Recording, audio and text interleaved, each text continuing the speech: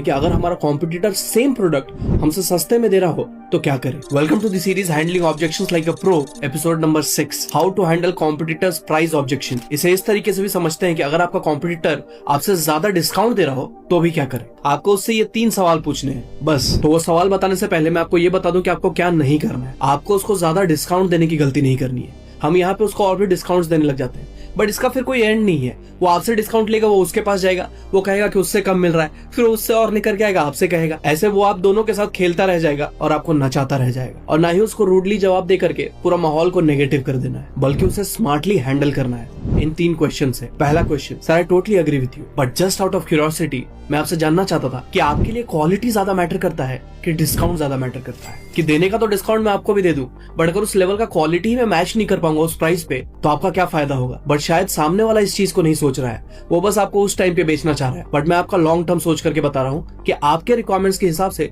आपके लिए क्या बेस्ट रहेगा, क्योंकि प्राइस कम करने से वो क्वालिटी डिलीवर नहीं हो पाएगी, जिससे कि इवेंचुअली आपका ही लॉस होगा। Second question, sir forget about discount या फिर उसका प्राइस कम है, मैं अगर आपको इससे बहुत ज्यादा एडिशनल बेनिफिट्स दे दूं, एक्स्ट्रा आफ्टर सेल सर्विसेज दे दूं, वाउचर्स दे दूं, इसके साथ मैं आपको गिफ्ट्स दे दूं, तो क्या आप इंटरेस्टेड नहीं रहोगे। देखो यार, अगर सेम प्रोडक्ट सामने वाला सस्ते में दे रहा है ना, तो फिर आपके डिस्ट्रीब्यूटर में दिक्कत है या फिर आप में दिक्कत है, क्योंकि वो सस्ते में कैसे दे रहा है और आप महंगे में कैसे दे रहे हो। बट अगर आप महंगे में दे रहे हो क्योंकि आपके सर्विसेज कुछ अलग है, आपकी पोजीशनिंग, आपकी क्वालिटी कुछ अलग है, तो वो बताइए और कुछ एडिशनल दीजिए। आफ्टर सेल सर्विसेज उसको एक्स्ट्रा दे दीजिए, कुछ एडिशनल वाउचर्स या गिफ्ट्स दीजिए, ताकि उसके लिए आप एक डिफरेंशिएटिंग फैक्टर क्रिएट कर पाए, जिससे कि आप अपने प्राइस को जस्टिफाई कर पाए। और तीसरा क्वेश्चन कि सर मान लीजिए कि अगर मैंने अपने प्राइस को उसके प्राइस से मैच कर दिया तो आप किससे लेंगे। और फिर जब वो कहता है कि मैं आपसे लूंगा, तब आप उससे पूछिए कि सर मैं रीजन जान सकता हूँ। तो वो कहेगा कि आपका नाम है मार्केट में, आपकी क्वालिटी है, किसी रेफरेंस से आया हूँ, आपके बारे में सुना हूँ कि आपके रिजल्ट्स बहुत अच्छे होते हैं। तो उसे कहिए कि सर इसीलिए तो हम महंगे हैं, इसीलिए तो हम थोड़े से ज्यादा प्राइस ले रहे हैं। हमें उसे कभी भी ये नहीं बताना कि हम सस्ते हैं दोस्त, क्योंकि किसी को भी सस्ती चीजें पसंद नहीं होती,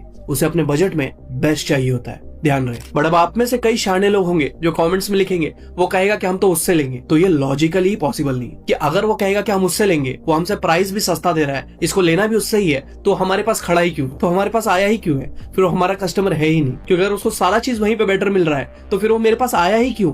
वो इसलिए आया है क्योंकि वो अभी कंफ्यूज्ड है, उसे खुद भी क्लैरिटी नहीं है कि कौन बेटर है। बट जब आप उससे इस तरीके से बात करेंगे और उसके ऑब्जेक्शंस को इस तरीके से हैंडल करेंगे, तब वो आपको स्मार्ट समझेगा। आपको एक प्रोडक्ट सेलर नहीं बल्कि एक प्रॉब्लम सॉल्वर समझेगा। और इससे बेहतरीन बात किसी भी बिजनेस के लिए नहीं हो सकती।